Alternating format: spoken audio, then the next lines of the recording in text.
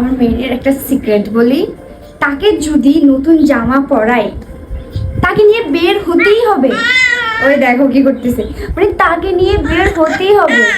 এই দেখো, বের হবি, ঘুরতে যাবি, এইটুকু মেয়ে কি বুঝোস? ঘুরতে যাও বুঝোস? বুঝোস? এই দেখো, পারে না নিজেই হাইটা চলে যেতে। এই দেখো, আল্লাহ আফরিন, মানে নতুন একটা জামা পরাইলেই হয়েছে, মানে তাকে নতুন জামা পরাইলেই হয়েছে, সে হলো থাকবে না আর থাকবেই না। এই কই যাবা বলো, বলো কই যাবা? আসতেছি বলো। আন্টিরা, আপনাদের বাসায় বেড়াতে আসতেছি আমরা, ঠিক আছে? চলো চলো একটা আন্টিদের বাসায় যাই আমরা। যাবা?